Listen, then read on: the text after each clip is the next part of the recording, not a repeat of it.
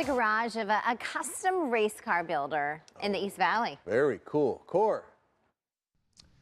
Morning, you guys. Wow, what a privilege. We are in a beautiful garage full of beautiful machines. If you love racing, you're going to love this guy. Jim Maroney is back here behind me. We're looking at some of his cars, from sprint cars to dragsters. And Jim, thanks for having us in. And congratulations on really having made it to the Olympics of racing, the top fuel dragster world, where you're traveling at 300 miles an hour. That has to have been a dream of yours from being a little guy, right?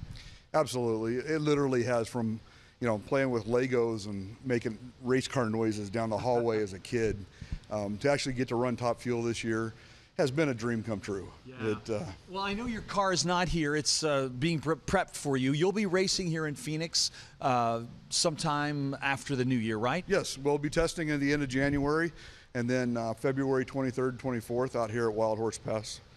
Well, we can't wait to see you. And you'll be competing against the biggest names in the business, of course. You've already beaten them. Now, Brittany Force, she is a force to be reckoned with. Her family, talking about a racing family, but congrats on that win. And speaking of racing families, let's look behind you on your wall here. Your dad, very well known in the racing world. Let's kind of tick off some of his vehicles here, and then we'll... Yeah, a little history here. This is his first dragster. Back in about what year? This was about 67, 68, something like that. It's a Pontiac four-cylinder with a supercharger on it, on nitromethane. The next one here is a Vega panel wagon. He was a B-fuel altered. He was a world record holder in that. And it's kind of a progression here through the years. Gotcha. Went up to fuel altered and fuel funny car, and you see there fire burnouts they used to do back in the well, I guess 70s. There was no doubt that you would end up racing yourself, and you've extended that into the rest of the family. Your own children enjoy racing as well. In fact, I think your daughter races this car right here. Am I right? That's correct. This is a nostalgia dragster here that we have. It runs in mid 8 seconds and a quarter mile. And right now, my 17-year-old daughter, Haley, is actually the main driver. Is your wife aware of this? She's all about it. I guess the whole family absolutely has to be involved. Well, I love this, and if you don't mind if I step over, this has to be one of the best things that's ever happened to a Chevy Vega. It didn't have a great reputation as a family car, but boy, as a dragster, it really is beautiful. This must be a pleasure to drive. You know, this is a tribute car to the car we just showed you a picture of a few minutes ago, but yes, it's about the best thing that happened to Chevy Vegas. However, the panel wagons never ran good as funny cars back in the day even. So well, it is now. Well, next time we get together, we're going to talk sprint cars and find out where you can find Jim and his family racing. Oh, this is for me. You know I'm a car lover. I can just relax right here. Anyway, that's a cool looking car. car. From home of Maroney Racing. All that in just a couple of minutes. Thanks, bud. Pretty neat, huh? Yeah. Thanks, Core. Not a great era for American vehicles. Cars. The early 70s, early to mid 70s. Now this? Cory is out checking out the garage of a custom race car builder, also in Gilbert. Yeah. Hey, Core. Morning again, you guys. We're talking cars this morning. We're at Maroney Racing, and we talked dragsters last time.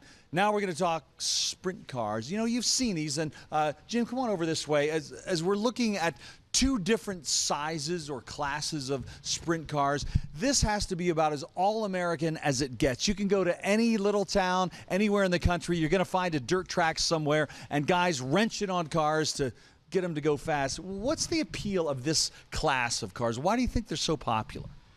Wild and crazy dirt track action. I mean, wheel to wheel, literally wheel to wheel. You know, right. NASCAR bumps doors, we bump tires. They end up on their head. It's just insane short track. Yeah. It's a pretty safe way to race, though. These cars are about as roll caged up and as tight as a car can be, I suppose. Exactly. Matter of fact, a lot of safety innovations in these cars. We have seats that are built specifically around the driver. They're sized for the driver for protection. They have shoulder and head protection on them. You know, I guess it wasn't that way, say, 50 years ago. Like when you were a little guy, say about, what, in the 70s. This was a little more freewheeling, huh? In the 70s, guys flew out of the cars when they flip. And today's cars, they don't do that. They're a lot safer. And every day they're improving. Well, how are you able to do all this? I know sponsorship is a big part of racing. How does that all happen for you? Well, for us, American Flowtech is our main sponsor. We do construction engineering here in town, and because of that, we're able to do the sprint cars, the drag cars.